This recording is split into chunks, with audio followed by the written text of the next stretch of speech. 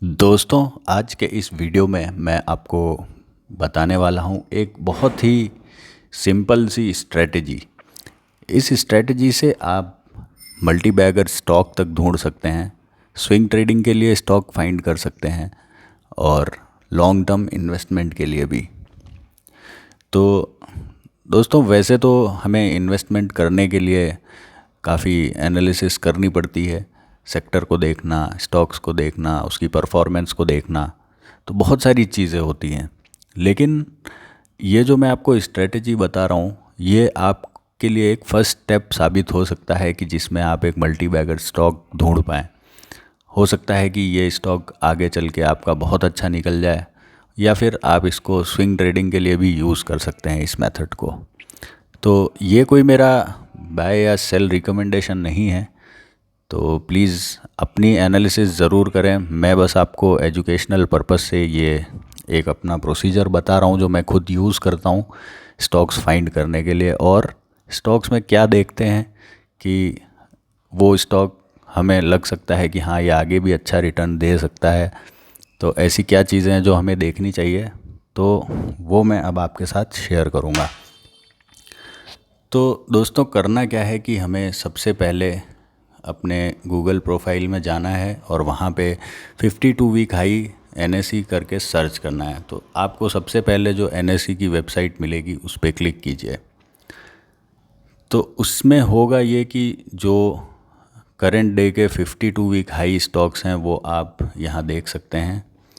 तो आप इनको यहाँ से परसेंटेज चेंज देख सकते हैं कि सबसे ज़्यादा चेंज कहाँ कब हुए हैं, उसके अकॉर्डिंग करना है, या फिर जो सबसे ज़्यादा गिरे हैं उसके अकॉर्डिंग आपको सॉर्ट करना है।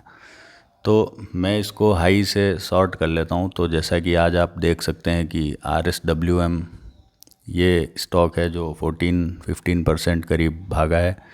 GTEC जैन एक्स स्टॉक है, ये 10% भागा है। तो इस तरीके से एक लिस्ट आपके पास आ जाएगी। अब इस लिस्ट में काफ़ी सारे स्टॉक्स हैं, तो इसमें जो आपको ध्यान देने वाली बात है वो है कि आपको ये जो सीरीज़ लिखा हुआ है, सीरीज़ में जहाँ EQ मतलब जो इक्विटी का सिंबल है, जिसमें आपको सिर्फ उन्हीं स्टॉक्स को सेलेक्ट करना है। जैसे कि आप फोर्थ में अनोदिता नाम का स्टॉक है, उसके आगे SM लिखा है। तो इन स्टॉक्स को आपको नहीं देखना है क्योंकि ये थोड़े रिस्की होते हैं, तो हो सकता है इसमें आपके पैसे फंस जाएं। तो इन स्टॉक्स में अब आपको कैसे पता लगाना है कि कौन सा स्टॉक जो है अच्छा है, कौन सा ख़राब है। तो सबसे पहले जो चीज़ मैं फॉलो करता हूँ वो ये है कि इनमें से आप सारे स्टॉक्स देखिए, जो नाम आपको जाने पहचाने लगें उन नाम में से आप स्टॉक सेलेक्ट कीजिए। जैसे टिप्स म्यूज़िक है, क्यूपिड है, तो क्यूपिड को देखते हैं। तो उसके लिए फिर आपको अपनी ब्रोकर की ऐप पे आना है और उस स्टॉक को सर्च करना है। तो जैसे मैंने क्यूपिड को ऐड कर लिया।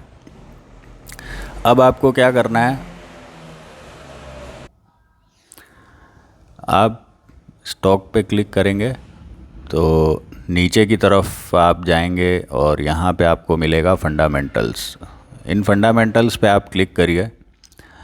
तो यहाँ पे आपको काफ़ी सारी डिटेल्स दिखती हैं कि जैसे 5 साल में इस स्टॉक ने कितने रिटर्न दिए हैं। 5600 के रिटर्न्स 5 साल में दिए हैं।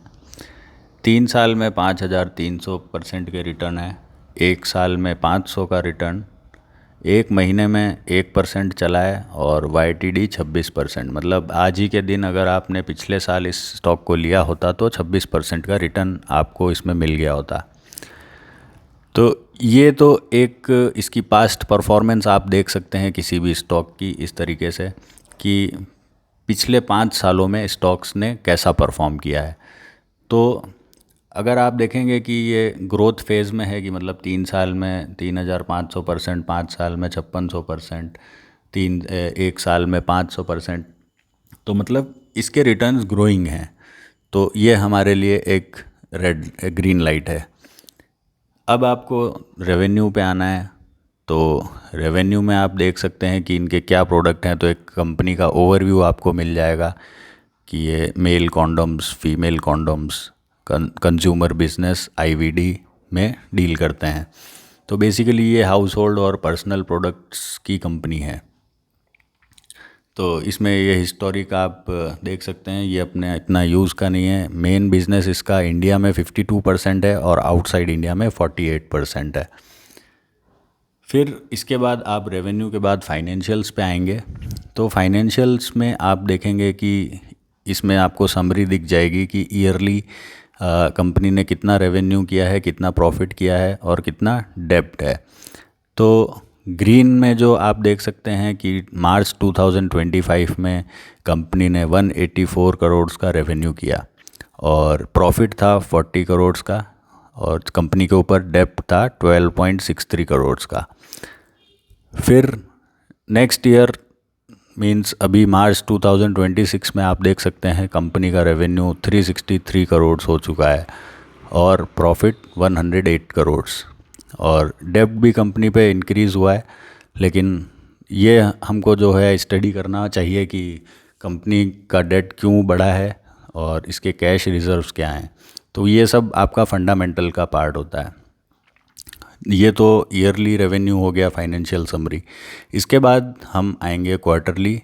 तो क्वार्टरली भी आप देख सकते हैं कि कंपनी का प्रॉफिट कंटिन्यूसली ग्रो हो रहा है, जो कि मार्च 2025 क्वार्टर में था 11 करोड़, दिसंबर 25 में था 32 करोड़ और अभी मार्च 26 में 36 करोड़।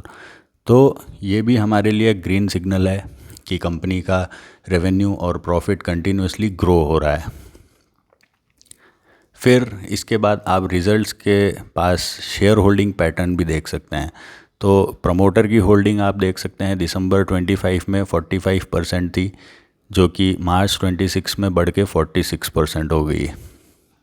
तो प्रमोटर्स ने अगर अपना होल्डिंग बढ़ाया है तो इसके पीछे कुछ ज़रूर रीज़न होगा। कंपनी को कॉन्फिडेंस है अपनी कंपनी पे, इसलिए कंपनी ने अपने होल्डिंग्स बढ़ाई हैं। लेकिन यहाँ देखने वाली बात यह है कि कंपनी ने शेयर्स प्लेज भी किए हैं। तो ये हमारे स्टडी का पार्ट होता है कि कंपनी ने शेयर्स प्लेज क्यों किए हैं, अपने डेट को कम करने के लिए या किसी और रीज़न की वजह से। और प्लेज बढ़ा भी है, पिछले ईयर के मुकाबले इस बार 24% हो चुका है। तो ये चीज़ आपको स्टडी करनी चाहिए अब कोई भी इन्वेस्टमेंट करने से पहले। FIIs का डेटा देखिए। तो FIIs 2025 दिसंबर में आपके 1.48% होल्डिंग थी FIIs की, जो कि कम हो के 1.01% हो चुकी है। और DIIs की भी बहुत कम होल्डिंग थी, जो कि अभी और कम हो चुकी है।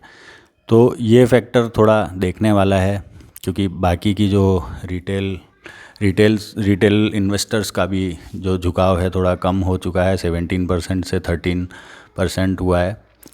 तो ये चीज़ें आपको इसमें देखनी चाहिए ज़रूर कि क्या रीज़न है कि इस वजह से होल्डिंग कम हुई है।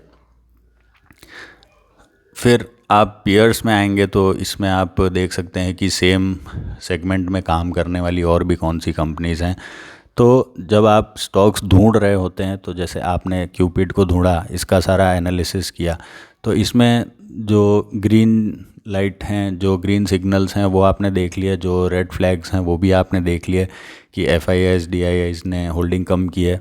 तो इसी तरीके से फिर आप इस सेक्टर के कॉम्पिटिटर जो दूसरी कंपनी है जैसे JSLL, ये कंपनी मैंने खुद ने भी इसमें इन्वेस्टमेंट किया हुआ है, तो आप फिर इसको स्टडी कर सकते हैं। तो इस तरीके से आप थोड़ा वर्क करेंगे तो आपको एक अच्छा स्टॉक मिल जाएगा। तो इवेंट्स में भी आप देख सकते हैं कॉरपोरेट एक्शन क्या क्या कंपनी ने किए हैं। कंपनी ने बोनस शेयर दिए हैं अभी रिसेंटली मार्च में ही, और इससे पहले भी अप्रैल में भी 2024 में कंपनी ने बोनस शेयर्स दिए हैं, स्प्लिट भी दिया है। तो इस मामले में कंपनी ने अच्छा है कि बोनस और स्प्लिट, ये सारी जो चीज़ें हैं ये कंपनी करती रहती है। तो इसी वजह से 5 साल में कंपनी ने रिटर्न भी बहुत अच्छे दिए हैं।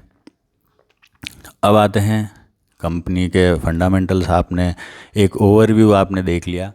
फिर उसके बाद आप चार्ट पे भी देख सकते हैं। चार्ट में आप सबसे पहले मंथली चार्ट पे जाइए ताकि आपको एक ब्रॉड व्यू पता पड़े। तो अब आप देखिए ये रॉकेट की तरह भागा है स्टॉक जब से लिस्ट हुआ है, उसके बाद से ये अच्छे से बढ़ ही रहा है। पहले थोड़ा कंसोलिडेशन था, फिर उसके बाद बढ़ता गया है और अभी भी अच्छा बढ़ रहा है। तो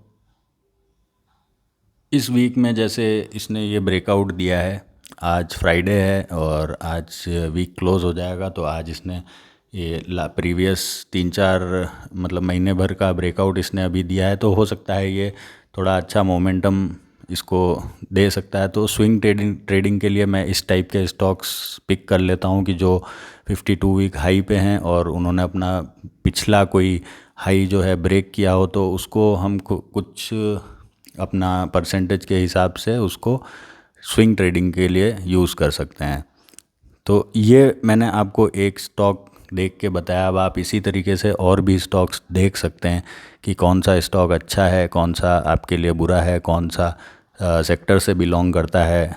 तो उस तरीके से अब इसमें एक चीज़ और है कि जैसे आपने 52 वीक हाई देखा, तो इसमें आप मैक्सिमम जो स्टॉक जिस सेक्टर से आपको मिलेंगे तो आपको एक आइडिया लग जाएगा कि ये सेक्टर जो है अभी मूवमेंट में है। जैसे अगर आप फार्मा वाले स्टॉक्स देखते हैं ज़्यादा, तो आपको एक आइडिया लग जाएगा कि फार्मा के स्टॉक्स में मूवमेंट है, तो हो सकता है कि फार्मा के स्टॉक्स अभी अच्छे चलेंगे। तो इस तरीके से आप थोड़ा अपना एनालिसिस करके और इस छोटे से तरीके से एक अच्छा स्टॉक निकाल सकते हैं। आप मानिए चाहे ना मानिए, मैंने खुद अपने पोर्टफोलियो में 50% से ज़्यादा स्टॉक सिर्फ इसी प्रोसेस से मैंने निकाले हैं और उनमें इन्वेस्टमेंट भी किए हैं। तो ये वीडियो सिर्फ एक एजुकेशनल पर्पस के लिए है। इसको ऐसा ना समझे कि मैंने आपको क्यूपिड ख़रीदने के लिए बोला है। ये मैंने सिर्फ और सिर्फ एजुकेशनल पर्पस से आपको बताने के लिए एज ए एग्ज़ाम्पल मैंने आपको बताया है। इस तरीके से आप ये और भी स्टॉक्स हैं, इन पे एक एक स्टॉक आप सर्च कीजिए, जो भी कंपनियाँ के नाम आपको अच्छे लगते हैं या आपने सुने हुए हैं कि हाँ ये अच्छी कंपनी है, तो उनको आप स्टडी कीजिए और फिर उनको अपनी वॉच लिस्ट में रखिए, उनको गो थ्रू करिए, उनको देखिए उनका किस तरीके से मूवमेंट होता है। और जब आपको लगे कि हाँ ये स्ट्रेटजी काम तो करती है, तो फिर आप अपना इन्वेस्टमेंट उसमें कर सकते हैं। तो ये एक छोटी सी प्रोसेस थी जो मैं आपके साथ शेयर करना चाहता था। आई होप आपको वीडियो पसंद आएगी। तो मिलते हैं फिर अगले वीडियो में। Thank you.